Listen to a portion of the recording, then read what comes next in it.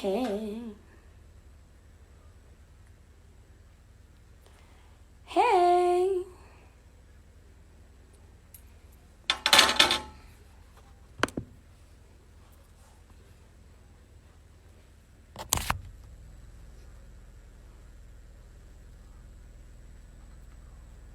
Hey.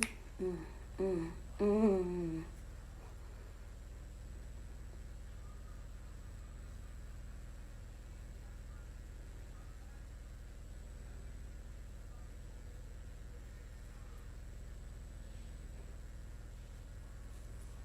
Hi, everyone.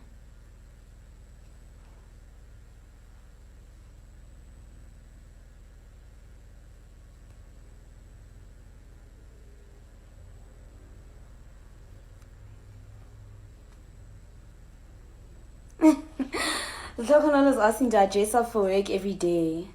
That's so funny. Some days when I'm in the mood. Hi. Can you guys hear me?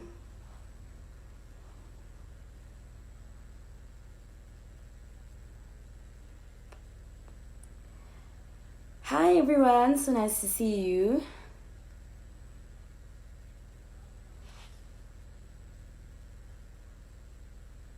Who's this person?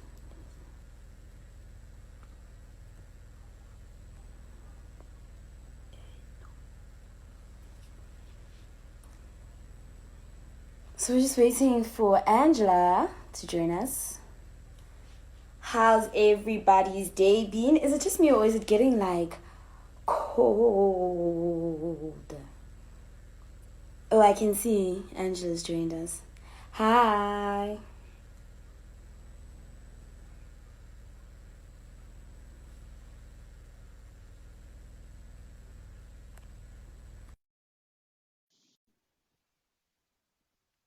It's cold, ne? Eesh, look at my scarf, Miss Daisy. Hi. Hello, how are you? I'm well, thank you. How are you? I'm fine. Did I catch you complaining about the weather? Slightly. I'm just like, when did it get so cold, guys? Wow. It's winter, it's May. It's time. Also, time just feels like a very abstract concept thanks It is to COVID, right? Like, I don't even, COVID-19. if it wasn't for work, I honestly wouldn't even know what day it is. Oh, are you going to work daily? So I'm working from home. I feel like I'm Yeah. working more now than I did at the office. Oh no, that's Um, terrible. yeah. Zoom meetings. Zoom meetings. I officially dislike Microsoft Teams. Oh shit. Oh my goodness. Oh wow. Okay, Microsoft Teams. And just like calls, do you know what I mean? I never knew I needed to hear people's voices like 10 times a day. So I'm going Oh through my it. And goodness. how have you been? Have you been working from home? I've been working from home, but since yesterday, my team has been coming in small numbers, so we've got like a Mm, schedule. So we just, yeah, trying to kind of control it and contain it and minimize mm, contact and all that stuff that we now all have to get used to. yeah. And what's the vibe been like? Are people like happy to come back because there's some human contact or Yeah, it's a mixed bag. I think we've been conducting meetings online the entire time. So yesterday was actually the first kind of mm, official stroke, unofficial day back at work. So some people are saying, "Shoo, it's such a breath of fresh air to just be in a different environment."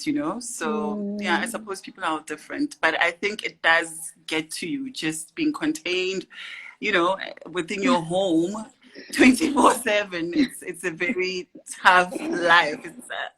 It's very difficult to adjust to. sure. Yeah. Yeah, and you also don't realize how much you people are saying we also use Microsoft Teams to teach online.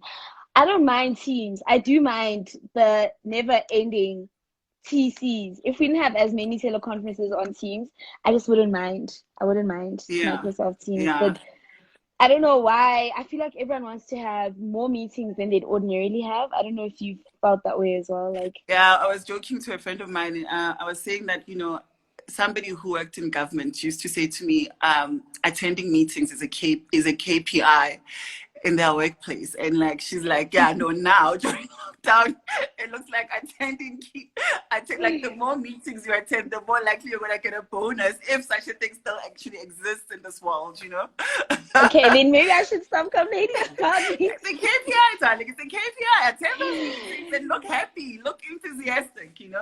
So we haven't been doing video, which I've been grateful for because my hair under this is just it's a I lot. know, here's a big problem. I had an afro for quite a while, and yeah, it was wild. So I just switched off the video because I was thinking my afro's not looking good. I'm trying, but the hairline issues, all of that wonderful stuff. Eh? Right, and people are like, let's have video. I'm like, let's not have video. Let's just deal with audio. It's enough. I mean, we're here Can to you talk imagine? about what we need to do. We don't need to be seeing each other's faces. No, it's okay. I'm like, we all know how we look. It's okay. We don't need Yes. video. And we don't need to see how we look in real life when we're at home wearing pajamas. Yeah, With my no mom judged me makeup. the other day. She called me at like 10 and I was in my pajamas. She's like, how can you be in your pajamas at this time? I'm like, girl, bye. We're all going You through it, say bye. you like, what am I dressing up to go to? I mean, really, the kitchen, the lounge, there's only so much. Also, maybe it's okay to just enjoy being able to be in your pajamas at 10 o'clock on a work day. Can I just? But can you imagine what it's going to be like when we're all back in, well, I mean, obviously we are all going to go back to our real world at some point. But, I think it'll be awkward for a lot of people because, you just become accustomed to just being yourself and not really doing any high maintenance stuff, because you just have your few people around you, your family or your whoever it is that you live with. So I think the new normal is going to be staggering. And I don't think people will be I don't even rushing know to if I'll still restaurants be and able stuff. to wear my work clothes because I have not been social distancing from the fridge. From the So, food, no, I joined the crowd. so I was just like, oh my goodness. My work clothes are just like looking at me like, are you sure are you But sure, at least girl? we've been staying away from the wine. Yeah, look, I don't even drink, but I think that I need a social distance from chocolates. Just lock it. Just get a big lock and just, put Like on those the lock pad. old school things. Anyway, before I get carried away, welcome everyone to another episode of the Lockdown with the Cheeky Natives. We have the amazing Angela Makholwa today. I am actually going to read her bio before we get started. I know everyone has lots and lots of questions, especially about some of her earlier I can't books. believe Sugiswa just said I've got a cup of, she says, I bet you have wine in that cup of tea. So, do you have wine? Do you have wine? Angela, you one of the um, few who still has wine. You're going to have to prove it. You're going to have to come here and prove what is in the very large cup. Yeah, okay. I'm sure there's lots of tea in that mug. So I'm Of course super there's lots of excited. tea. I'm quite excited to welcome onto the Cheeky Natives Angela Makholwa. From an early age, Angela Makholwa harbored dreams of becoming a storyteller. Her love for the written word saw her first short story being published at the age of 13 in the popular youth publication Upbeat magazine. From that moment, the bug had bitten. Angela went on to graduate as a journalism major at Rhodes University and practiced as a journalist for several years before starting her own PR and events management company, Bright Spark Communications, in 2002. Her debut novel, Red Ink, is a crime thriller set in Johannesburg, which was published to both public and critical acclaim in 2007. This was followed by The 30th Candle, a book that revolves around university friends who navigate their way to their 30th birthdays with humorous and sometimes unexpected results. The Black Widow Society, published in 2013, follows the cloak and dagger workings of a secret society of middle-class Black women who plot to eliminate their errant husbands through devious and underhanded means, giving fresh meaning to the words, hell hath no fury like a woman scorned.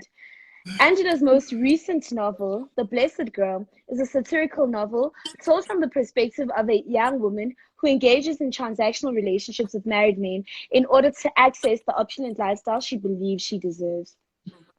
Angela has gained both critical and popular acclaim for her contribution to African literature and has been nominated for several literary awards. The crime and women's fiction writer has been invited to speak at a number of local and international literary events and is committed to the advancement of literature on the African continent. She works with a number of young South African writers to encourage the love of reading among township and rural youth through various initiatives such as Read SA. Angela Makholwa is currently working on her fifth fictional title. I've got the Yeah. manuscript to prove Okay, so it. Angela has the manuscript, so you already know it's going down. Welcome once again.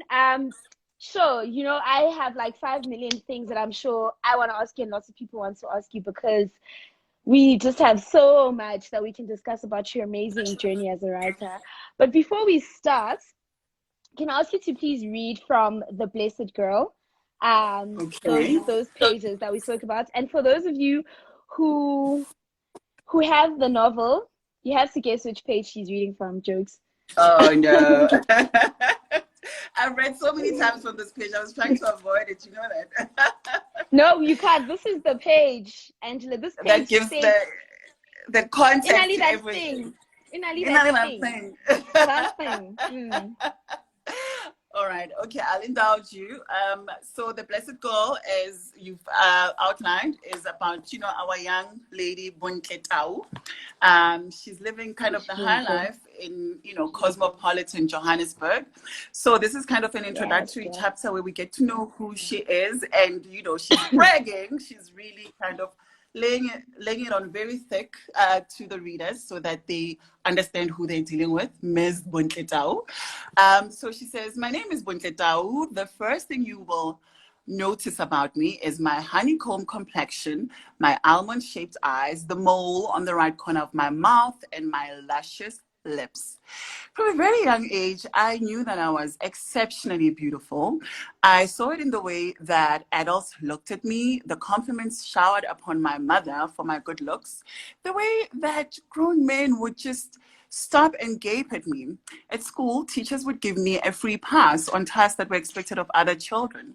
From the moment I was born, my parents knew that I was destined to go far, purely because of the way that I looked. Hence, they named me Bunk, the beautiful one. It doesn't hurt that my name Tau means lion. I'm a beautiful and fierce lion. Watch out, world. People don't understand that when your physical attributes are the most exceptional things about you, the sun orbits around your world instead of the other way around. If I were given the option to spend a lifetime as Albert Einstein or Marilyn Monroe, I'd choose Marilyn Monroe every time, drugs and all. I think that despite some of her bad choices, she still had so much quality of life. And that weird-looking chemist, or was he a scientist? Whatever. I just love girls who know how to make the most of their looks. Marilyn Monroe was the original Blessy, and you can quote me on that one. Yes, when I realized, were you saying something? No, I'm having a moment with Windling. You're having a moment. Okay, when I realized that most people were willing to let me get away with just about anything because of my looks, I learned to manipulate. Let's just call it take advantage of situations. And, as collateral damage, I sometimes also learn to take advantage of people. I don't really care about people who judge me. It's mostly the ones who haven't made it, who haven't made anything of their lives anyway. Average people tend to be average at just about everything they do. And exceptional people tend to excel at least one or two things in life. The skill that I have honed and perfected from a very young age is that of charming people to get my way. Malcolm Gladwell said that if you spend 10,000 hours honing a skill, if you practice incessantly at it, you are most likely to be a champion in that field. I've been charming the pens of people from the day I was born. At school, when I didn't feel like attending classes, I would get a boy in class to take notes for me, and even go as far as to come through to ask them to come through to my house to update me on everything that I had missed in class. When I realized how easy it was to convince people, especially boys, to do what I wanted, I decided that that was how I was going to cruise my way through life. People think that my lack of academic prowess makes me dumb, but they just don't understand that I'm smarter than they are. I apply an 80-20 principle in the way that I live my life. 20% effort for 80% reward. This philosophy has ensured that I notch up the kind of successes that most people my age only dream about. One day, I'm going to get someone to write a book about my philosophy on life. Then there's a lot of poor souls that would benefit from my simple yet highly effective outlook. I'm currently 24 years old. I own 2 businesses, a fully paid up penthouse on Grayson Drive in Sandton, right at the heart of Johannesburg's swanky metropolis. And I drive a luxury vehicle, a convertible no less. Not bad for a girl from Mamelodi. Yep, that's my hood, baby. I barely scraped through matric, and I've never spent a single day in a university lecture hall. But what I lack in academic qualifications, I more than make up for in my street smarts. My role model is Donald Trump. This one makes me cringe.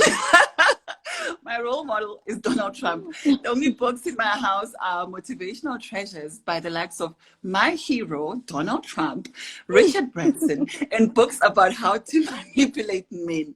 I really love those. I think anyone who's dumb enough to study psychology should actually stop wasting their time and just read books like Men Are From Mars, Women Are From Venus, or Why Men Love Bitches. Oh yes, I have a PhD in Makholwa, baby. And that's it. Yes. Walikhomela, Buntle, uyasikhotha, khotha,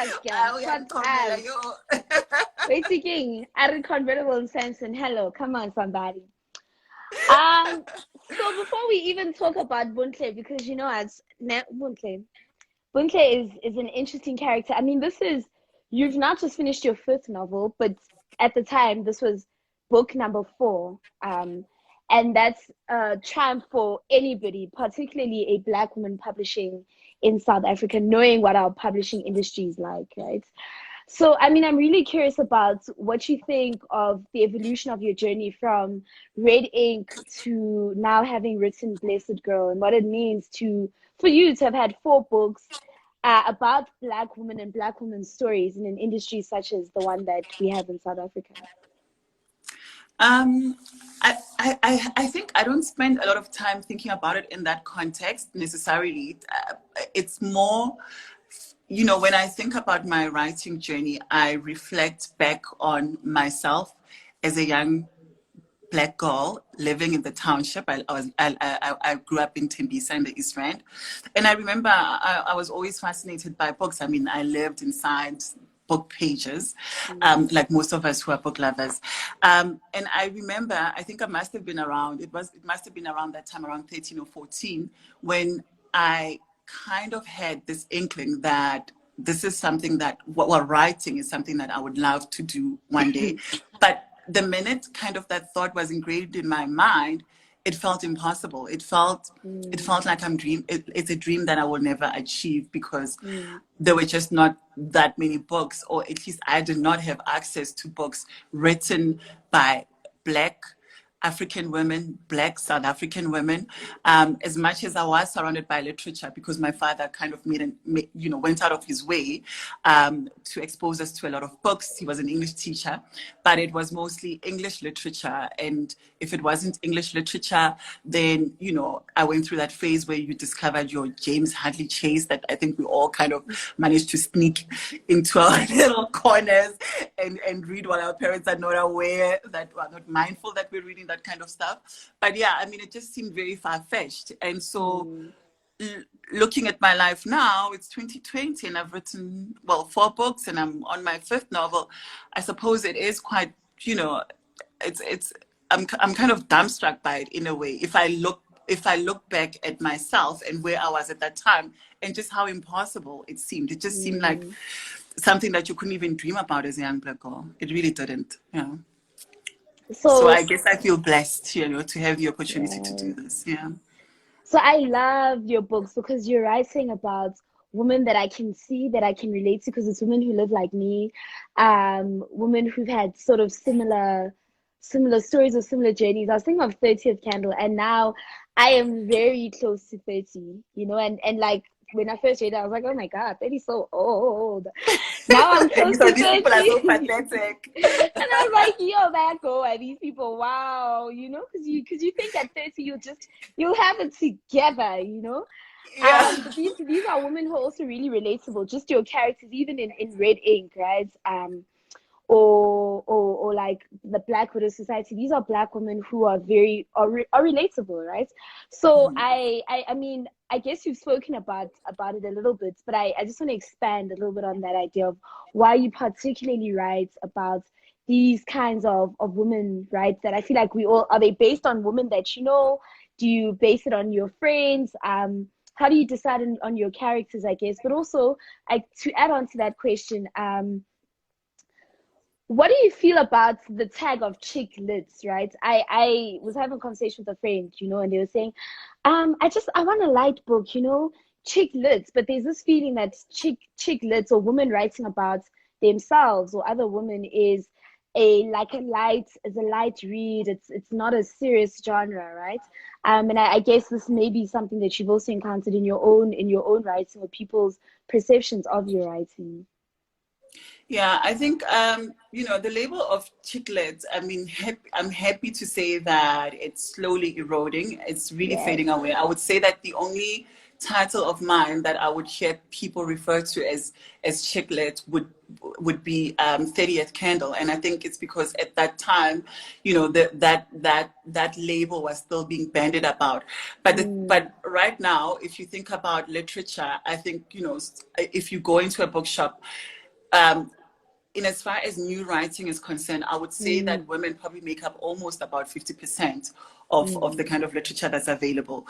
And also, more critically, that readers are by and large, especially readers of fiction, are by and large women, especially in South Africa. I mean, whenever I speak to readers at different platforms, at festivals and things like that, there's usually, the majority of people that are represented there are females. So it's a very ridiculous title because our the kind of fiction or the kind of literature that I write is so different from any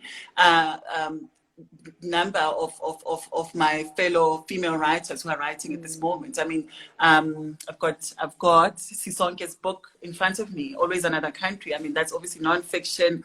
It tackles the topics, the subject matter is so different from what I tackle. So I think it's very dismissive and very disrespectful rather to try and put us in a little corner like that, and it's actually quite ridiculous. It's a very outdated concept. In terms of the characters that I write about, I mean, I like the fact that my characters. Well, I like writing about people who are not perfect, who haven't got this life thing sorted. I like to reflect on strong women. They've got it together in the sense that a lot of them have a sense of purpose and a fairly good sense of who they are, but they are on a journey. They're kind of on some kind of journey of discovery. With Lucy, it was she was kind of in a messy relationship, and she was making this transition from one career to another. She was a single mom, and she was kind of traversing her personal life and her own kind of career ambitions to be, she was merging a period in her life where she's moving from being an investigative journalist to being a business owner, but at the same time having these ambitions to write a book. And she chose kind of a strange subject matter, a serial killer. And so we kind of went through that journey with her, with all its ups and downs and its thrills. And I enjoyed writing a thriller, especially because there weren't that many thriller, African thriller titles at the time. And I love reading thriller titles. I'll show you, even with my little collection, got lots of thrillers here, both local and international. So that was, it was gratifying to be able to tackle that kind of subject matter.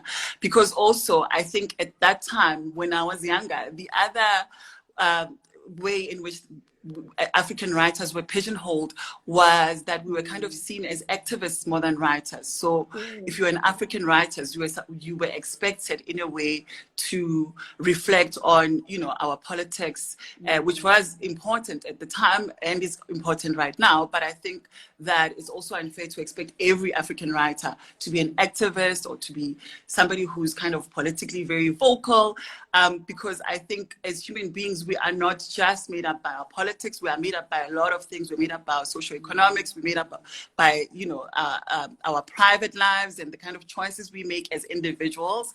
And so I thought it was important to be able to show a multifaceted picture of what it is like to be an African living on this continent at this time. And it was important to kind of cut down all the different kind of issues that we deal with, not only as women, but just as individuals, the kind of personal choices that we make. And so that's why I think my books tend to be so varied in the types of topics that they tackle, because it's just very exciting for me to be able to show us as more than just one thing, because I feel like too often we are typecast as like a whole kind of like an ethnic group. We're kind of typecast to be like one thing, like just pick one thing to be in one decade. You're going to be the angry black women this decade. Okay, fine. Next decade, what are we, So, and we're much more than that, of course, and we all know that. I know, like, lots of people have potentially asked you this question, but we really need an answer. Is there going to be a sequel to Red Ink? Oh my goodness, you love this question, I know. Do you know, my friend and I were talking about Red Ink the other day, and we just like, no. Angela cannot leave us in the place that she left us. You can't. Remember, no, guys. I know.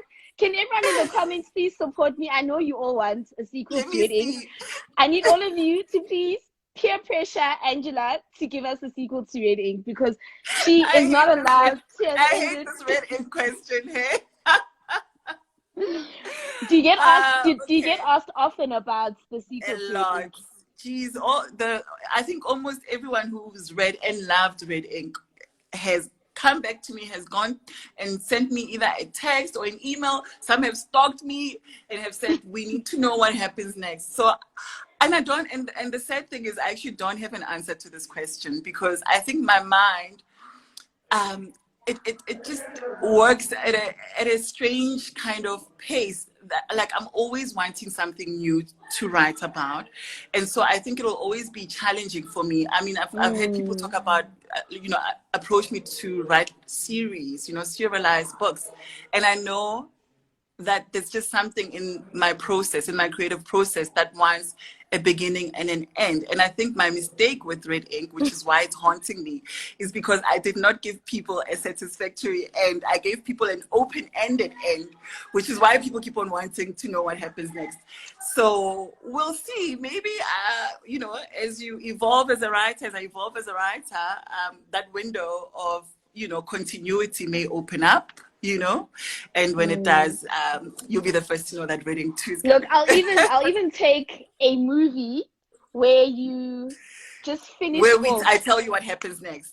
Okay, so maybe that's a good compromise that we could work towards, maybe, that could be a good someone compromise. Is saying, people love closure. I actually don't even love closure. I don't believe in closure. I'm team delete and block. You just care about the fact that this guy is running around Johannesburg. Do you know what it is? It's that he lived in my head, right? He was in my head at the end of this book, and I guess that's just a testament to an amazing book that he lived in my head, and I was like, get him out.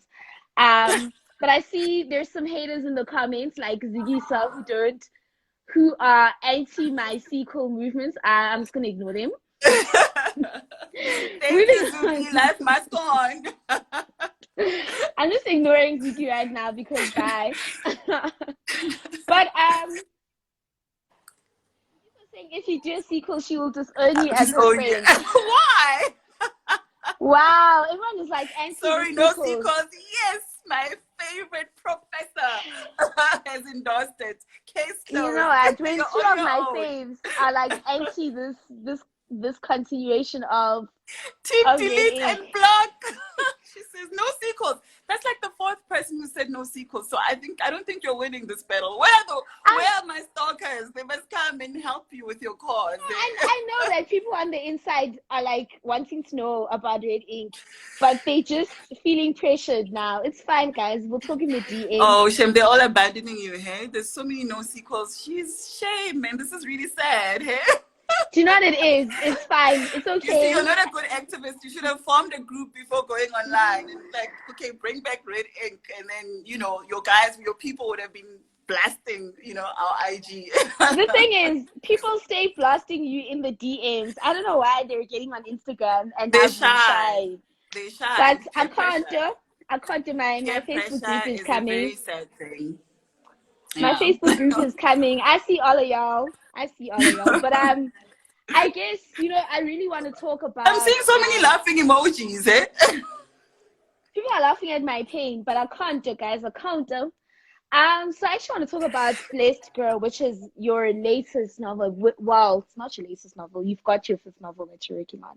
But Blessed Girl, firstly, we need to begin by, I just want to congratulate you. Blessed Girl was announced on the long list for the Comedy Women in Print Prize in April this year, which is amazing. Congratulations. What are Thank your you. thoughts about this long listing? How do you feel? I think for me, the most important thing that I am taking out of, having this book longlisted for that prize is the fact that there is now a realization that you could have kind of a subcategory. So this goes to show that you can't, you can't just section off women's literature as chick lit. Some of us write comedy, some people write drama, some people write thrillers. So for me, the most affirming thing about just the existence of even this prize is realizing that people are now waking up to the fact that women are not just like being a woman is not a genre. You can't call being a woman a genre, because that's what calling women's fiction or women or chick lit, that's what categorizing something as women's literature does. So what I love about, just the existence of this prize is the fact that we are starting to have the recognition that we are all writing with different voices, different styles, different genres. So that is the most exciting thing to me about the prize. So, James, we've got some questions. I'm ignoring Zigisa, but I see you. We need the sequel. Yes, I agree. James is asking, what was that postscript to the Blessed Girl about?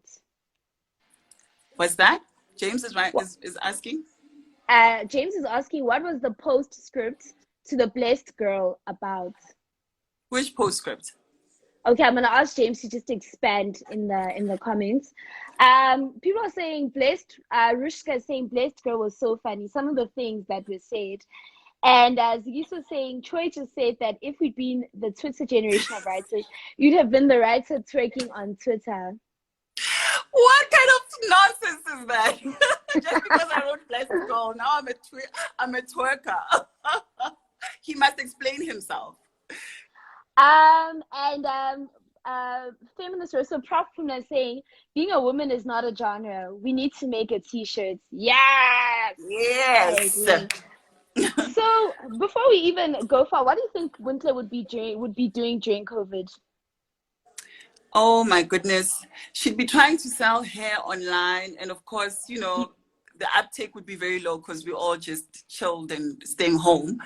And then she'd be texting Papa Jeff, who'd be on lockdown, and Mrs. Papa Jeff obviously has Papa Jeff's phone right now. And then she would try to hit up Mr. Emmanuel, who wouldn't even be in South Africa and can't fly to see her because he's in New York, kind of chasing his oil company and trying to keep it afloat. And then, of course, she would try the teddy bear and hope that he'd give her tenders for the masks or the latex gloves, And then, of course, Teddy would say to her, but you messed up the construction tender. I can't trust you anymore, you know? So it would be a very, very tricky time for Bontle right now. Okay, so And she wouldn't be there's twerking. Okay, she wouldn't be twerking because I don't think she's a twerker. but it should be smuggling men in the complex for Oh extra my guap. goodness. Somebody's more inventive than I am. So there's a question here which I think really ties in nicely to I guess the conversation we're having about the Blessed Girl also being published internationally and the different endings that you had for the international publication and the South African publication. So why did you decide to have different endings for the two books? It wasn't my decision, to be honest. So Bloomsbury publishers, my UK publishers, they had an issue with my South African ending, and I at first I struggled to reconcile myself with that, you know, request or that question. So the main issue was that, you know, it's not a happy ending. You've read Blessed Girl. It's not a happy ending. And I've also had feedback from my local readers that, you know, did things really have to end up so badly for her? And so, you know, we had a long back and forth in the editing process because I wanted my kind of happy median in that negotiation. And I still insisted that I can't have kind of a Hollywood ending where, you know, she ends up with a guy and she's happily ever after and she's riding off into the sunset, because it's just not what I had in mind for the kind of book that I wanted to bring out. You know, for me, there were some key kind of social issues that I wanted to underline with it. And, you know, some people are not happy with that, but, you know, with some of the messaging around the book. But for me, it was important. And obviously it's open to debate because books are there for us to debate, and, you know, there's no one way of looking at it. But, you know, so in the end, I kind of the ending is not as dire as the South African ending, but it's very similar. It's just a few tweaks that led to a slightly different outcome for Buntle. So so when you read them, they're not two totally different books, but they make you think about Buntle's situation. They make you ponder it in different ways. It's kind of like a sliding doors kind of thing. You know, I don't know if you watched that movie Sliding Doors, where you go through the same things, but then if you make a certain turn, the outcome is just slightly different because of like a slightly different decision or choice that you made at that particular point in time. So I just want to talk a little bit about the South African ending. I found it was such a sad ending. I understand that it was realistic, or that people felt that the ending was realistic. But I'm really curious about the ending. You said that you wanted to highlight social issues. Can you just talk a little bit about why you felt that Buntle's story ended the way that it did? So this is where I get slammed a lot, but you know, as writers, often we say we don't want to be judgmental towards our characters, and it's a very it's a very positive kind of outlook to that creative process. But I also feel, you know, as a member of our society, I mean, obviously I'm a member of the society, and I feel that there's certain when certain anomalies become norms, and nobody speaks up, and we kind of accept because we are saying that you're embracing your liberties, you're expressing yourself, you're you know, enjoying your body and everything else. I still feel that there needs to be some caution, and it doesn't have to be necessarily preachy. We don't need to be preachy about cautioning young people about the kind of choices that they make in life. And so that's why even the tone of the book is so, it comes across as light, but it's actually not. And I think some people pick up on the satire and recognize it for what it is. And some people kind of are dismissive and think this is kind of a light, fluffy novel, but it's not, because there's a lot of deep issues that I address in the book. And one of the issues that people kind of make fun of now when people are living in this kind of lockdown, there's a big narrative that's going around like, oh, what happened to all the slave queens? Now they're living their real lives, and people kind of poking fun at people in that lifestyle. And the way that I approach it in the book is such that I want to reflect that some of it is real, some of it is not, but that the people living that life, some of them do buy into the illusion to the extent that they lose themselves in the illusion. And that is why, Bunte's life unravels in the way that it does, because she kind of misses the moment where she can separate illusion, like being the master of the illusion, and being kind of a victim of it, being caught up in it, and not recognizing that I'm putting this show on for people, but I know myself. Like when I'm sitting down alone as Bontle, I know where the bullshit ends and where it begins. And so the reason that her life ends up being the way it is because she kind of missed the opportunity, as smart as she is, and she is a clever girl, is that she missed the opportunity to recognize where she's playing us, and ends up kind of playing herself. And I think that's kind of an important distinction that I wanted to kind of underline with this. And that's why it kind of ended as badly as it did, because I feel like sometimes if we don't underline it, people end up thinking that we've bought into the illusion and that we can't see what's really happening, and then they think that we enjoy the illusion, and then they become victim to it. So there's a question here, and I guess it will tie in with what I wanted to talk about. There's a question about what was the inspiration for Blessed Girl? Was it the question was it based on somebody that you know? Were there people who recognize themselves in the book? Okay, all right. So I'm like, I'm scared of lawsuits.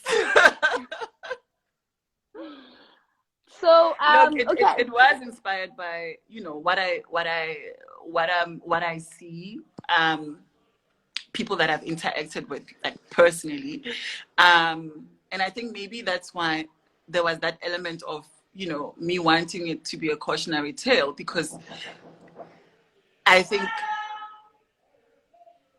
as a Black woman, I'm invested in what happens to younger women around me. I'm invested because I care. I'm invested because I want the best outcome. And so maybe there was a bit of, being a mama bear involved in that. I don't know, but yeah, it did come from a genuine concern. So I want to talk about Ubuntle. Buntle as a protagonist. The story is written from Buntle's perspective. However, interesting or like flawed that you think Buntle's perspective is, because she comes across sometimes initially as a little bit superficial, right? So you read it and she's telling us about how she knows about main ecology. Buntle as a protagonist is very, very interesting. Why do you think that, firstly, why do you think that it was important for the story to be written from Buntle's perspective in the way that it is? But also just to take us through Buntle as a character. She's so multifaceted. Just when you want to write her off as just being the superficial, like not so intelligent person, she continuously reveals layers of herself that prove otherwise, right? Yeah, I think the reason, and this is the only the only book that I've written in first person. And I think it's because I recognized judgment from myself as a person and as a writer. And so I felt that it was important for me to be able to remove judgment. I had to walk in her shoes. I had to be her, and I had to think like her, and I had to understand her choices. And by so doing, it actually helped me deepen like the complexity of the character, because by doing that, I could then pose a question to myself. Why am I, maybe one of the reasons why I'm like this, Bontle, is it could be something to do with my childhood, my background, or, it could be to do with, trying to enhance an image that people may already have of me. And because I have been swept up by it, I don't know how to be any other way, and I also, that actually, I pushed myself even further with the UK version, because with the UK version I was forced to find another way for her, which was actually it was a very humbling process in a way, because I think that book, that version of the novel, kind of gives her even more humanity. Without taking away anything from South African readers who read this South African novel, but it does give her back a lot of some of the humanity that maybe because of this ending, that is so sad, that I didn't afford her to kind of try and turn a different corner. The corner that she turns is not like vastly different. It's not like she kind of went and, I don't know, changed her choices or whatever. She did almost everything that she did, but the moment that I said, you can miss in life, where you're saying, okay, yes, this is an illusion that I've created, but like, is this really me? That moment when you sit with yourself and you just kind of introspect and say, like, is this all that I have to offer myself in the world? And so that's what she does differently in that book. And I think artists, I think that's why maybe creativity and expression is so important, because when you get into a creative process, you take away a lot of the layers of judgment that you use in the lens that you view the world. Because when you go deeper inside yourself and you try to place yourself in a different circumstance or a different character or a different context, whether you're painting or you're singing or whatever kind of artistic expression it is, you really do have a deeper empathy just for others, for other humans, for humanity. And that's one of the biggest things that I've come out with, from being a writer, from being somebody who expresses myself in that particular way, that I find humanity in people and in context that maybe, through the superficial lens that we all, because we're so busy, it's easy to judge, it's easy to kind of put people in boxes and stuff like that. But when you go inside yourself, even as an artist, then you peel away those layers and you try and see the person for who they really are, for like their true, their essence. And that's kind of one of the bigger outcomes of that process of writing this particular character.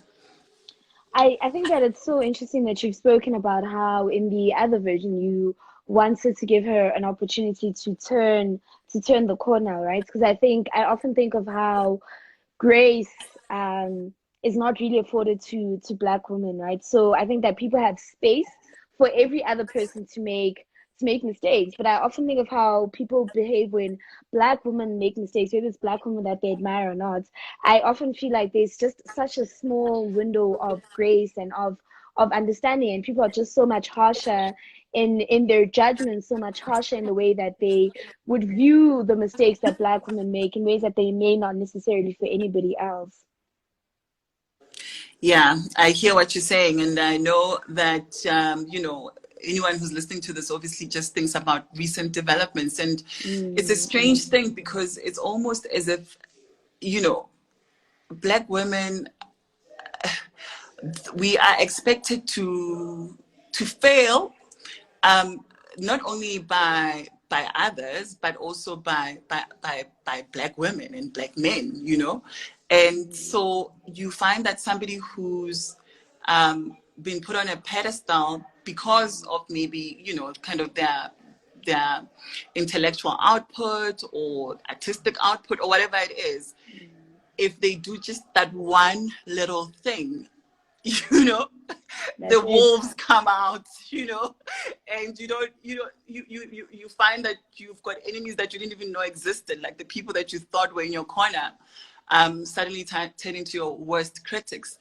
And um, I don't know if it's because society has failed to kind of cultivate safe spaces for us to just be ourselves once and all. And I think that's why when I try to portray my characters, I mean, they always have some kind of flaw. Like they're not perfect, perfect, And I always look at, English, and this is the thing, I don't know if I'm meandering off topic here, but I always look at, especially when the UK publisher was saying, oh, but we want a happy ending and all that. And you find kind of European heroines, especially in a romantic, in women's fiction or women's literature, whatever you want to categorize it as, they're usually very insecure, about their body. Is my body too big? Have I gained weight? Have I not gained? Have I shed? That's usually kind of the running insecurity. And, with Black women, maybe it's the fact that Black women, when they are confident in themselves, they're actually scarily confident, It's very rare that even, a confident woman, a confident Black woman who is, according to Western standards, kind of overweight, when you see women who have beautiful, curvaceous bodies express themselves, there's no insecurity, like there's no room for it. And I think maybe I'm obviously trying to understand this, but I think maybe it is because that when Black women are confident of who they are, it's a fierce confidence. It's a scary confidence. It's like a fire that, can't be extinguished. And I think people are scared of that. I think as people prefer people to always show how vulnerable they are. Don't be too confident because we're gonna bring you down. Because you're overdoing this. You're too confident. You're too full of yourself.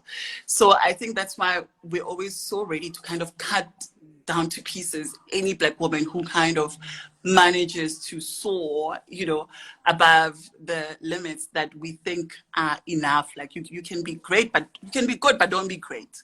Because now, or you can be great, but don't tell us how great you are, because then you're gonna piss us off and wanna cut you down to size, kind of thing. It's kind of that Because kind we of are born, kid right? How mentality. dare Yeah, you? because we are born. And Black women have that thing when they're confident. They can't, like when Black women are confident, they're confident. They don't make excuses about how confident they are. And if they think they're smart, they'll say, "I think I'm smart. I know I'm smart." And I think people I have a wonder about problem that with that. because I wonder about that whole confidence thing being used in the context of Black women, because I think if you've ever encountered a mediocre straight white man who knows absolutely nothing about any field that you may be in, there is a confidence that is unmatched, right? That kind of mediocre white man has, that nobody Yes. will ever comment on. So Question. I don't know if we are necessarily scarily confident. So if there's just an expectation on us not to be confident, because Or you if think it's you a fear of that confidence? You don't potentially, think it's, you think it's a fear of that confidence, or it's an irritation with the confidence? Like, why are I you think it's confident? potentially an irritation with it, because these are the same people who would not feel any type of way about how confident mediocre white men are in any space that they enter, right? And just feel like you are an expert. So that's why you can be an expert on educational psychology, but want to speak on the epidemiology of COVID-19 and not have anybody question where your confidence would emanate from, right? Mediocre as you are. So it's always interesting to see how people perceive Black women being self-assured, Black women being assertive, Black women really just being self-assured. It's always interesting to see the same people's reactions, right? React to it. Um, Yeah. yeah. So our Instagram is very jealous. It's about to kick us out. Can I ask if we can just borrow a little bit more of your time? Because I really want to talk about this long listed novel, which is just delving into the winters of our I want time, to talk right? about my new novel too. Yes. So we also want to talk about your new novel. We want to talk a little bit more about Wuntle before everybody in the comments kills me, because everyone loves Wuntle. But we also want to know about your new novel. We want to know What's next? What are we awaiting? We just basically want to know everything about you. Okay, so I just wanted to have a small moment to plug my manuscript. It's not even a novel yet. The working title, which you can't see, but I'm forcing it anyway because I'm an overly confident Black woman. Yes, It's and you're called gonna tell us more about it. I'm gonna save this live, and then we'll start a new one, and we're gonna talk more about this new novel because we want all the juice. Say that again. Sorry, my kids are. So Okay. so Instagram's gonna kick us out just now. So I'm gonna start a new live, and I want to talk about your new novel. I want to talk about this manuscript that you're holding. We want to talk about next. So I'm gonna end this live, and I'm gonna start a new Okay. one. Cool. Cool.